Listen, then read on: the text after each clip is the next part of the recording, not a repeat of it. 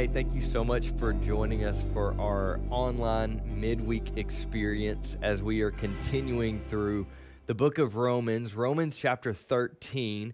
Pastor Chris started this chapter out, and we got through the first three verses, and it's heavy to say the least. And especially, as Pastor Chris alluded to, it is very timely as well with elections right around the corner. And I think as we have some presidential nominees that we have a female on this side of the aisle and a male on this side of the aisle, you know who they are if you've watched any form of political news here recently. And I want you to understand that he and she are interchangeable, that these leadership patterns, when it says he, talking about a leader and someone who is in authority, that could very much be a woman as well. And so we're going to start and continue in verse 4, and we're going to go through about verse 7 today. So continue reading verse 4. For he is God's servant, the leader, right? This person in authority. They are God's servant for your good. I love how Paul is just simply pointing out the fact right off of the get-go, right off of the jump. He's saying, hey, listen, they're in this position, they have this authority, and it is for your good. Like it's because of your benefit. You don't have to have this angst or this, feeling of opposition because someone is in authority and you didn't vote for them. And all of a sudden, well, I can't be for them because I know their values are not like mine. Yes, that may be true. But on the other side of it, they do want what's best for America, right? They do want what's best for your community. They do want what's best for your political views or for your stance or whatever it may be. I can think of a number of different people that I voted for in high school, right? Whenever they were running for those different offices. And I remember hearing about different treasurers, and I was like, what do they do? Do they really like handle money? Like we're entrusting 17-year-olds to handle money? Like, no. But we voted for them because they had a cool catchphrase.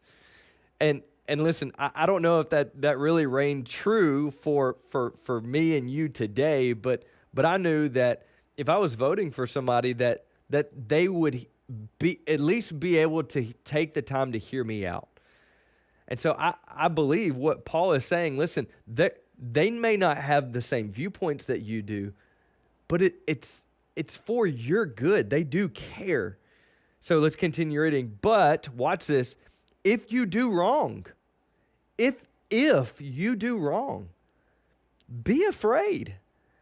For that person does not bear the sword in vain. For he is the servant of God, an avenger who carries out God's wrath on the wrongdoer. So if you do wrong, Pastor Chris went ahead and wrote this down for me. He said, be afraid. Be afraid because that person knows how to wield a sword.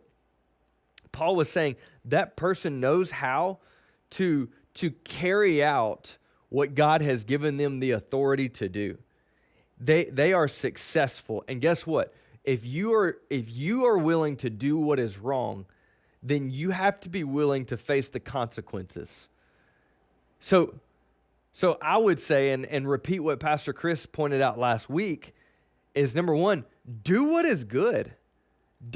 Don't do what is wrong. I mean, we're in this place right now that we're trying to judge whether or not to do good and to do bad. Like, I mean, any right person, any Christian with sense and understanding would say, I need to do what is right because it's the right thing to do.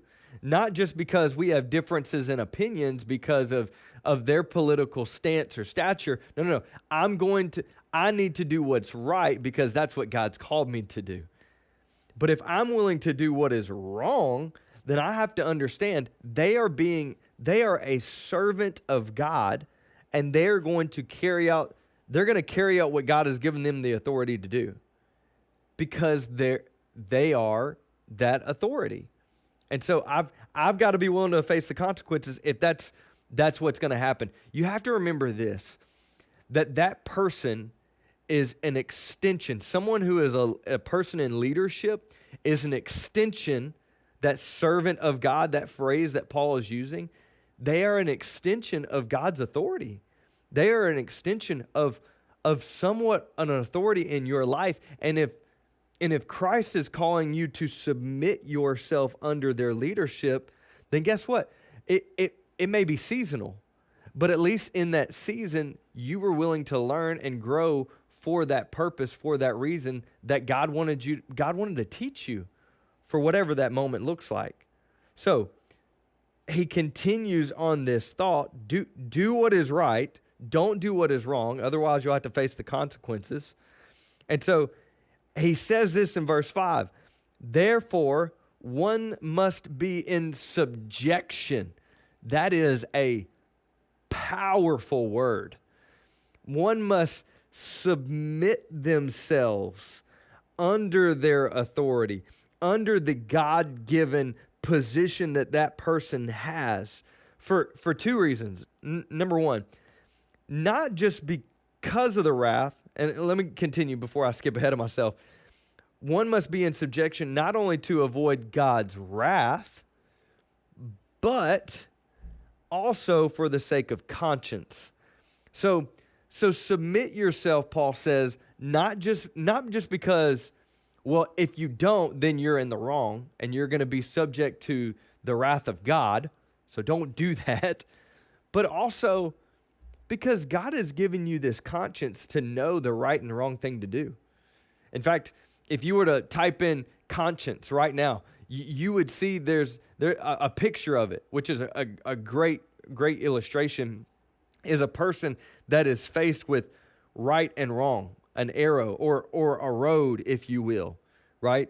The road less traveled, if you will. The road that is narrow and many people don't take it because it looks difficult, it looks challenging. Oh, but the road that's wide, right? Oh, we've heard that scripture before. The road that is wide to hell, to doing the wrong thing. Oh, well, that's the easy part because that's natural for us, because it's flesh. And so we've got to get to this place where we're willing to submit ourselves and our position in line with them and their authority that they have, because, well, I'm going to continue to do what is right, and I'm going to operate in holiness and righteousness. Because again, like Pastor Chris said last week, they have to answer for the authority that's been given to them. They, as the leader, have to stand before God and answer for their actions and the positions that they chose. But all God is asking you is to say, hey, they're in leadership, they're in position, they're in authority. Subject yourself under their leadership and trust me for it. Because that's the right thought process and mentality to live by. I'm not asking you to do anything that I wouldn't do, because Jesus did it himself. He submitted himself under Roman rule, under the Roman guard. He still submitted to the laws, even though he was Jesus. And he stood out, and he defied what was the social norms and cultural norms and economic norms. He still did all of that, and he still followed God with a true heart and a pure intention. So submit yourself, not only to avoid God's wrath, but because it's the right thing to do.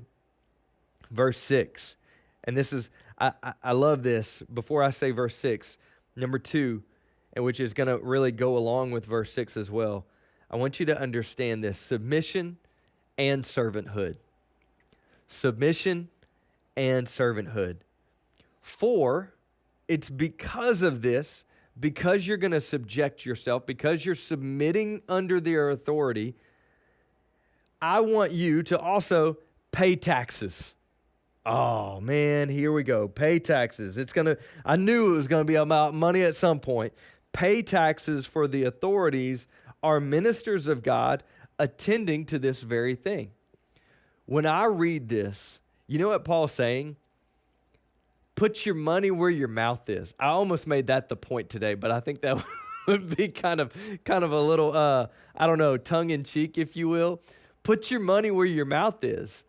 Meaning this, that if you want to have this opportunity to invest into the right things, then guess what? Just one, pay your taxes. Pay your taxes, just like Paul saying, hey, give. I want you to give to the right thing, which he continues on in verse 7, which I'm going to get to in just a minute. But it's the biggest test of submission. It's the biggest test of submission, meaning this, that putting your money where your mouth is, if you want to see your true test of where your heart is, if you want to see a true test of where someone's alliance would lie, then ask them to give to something.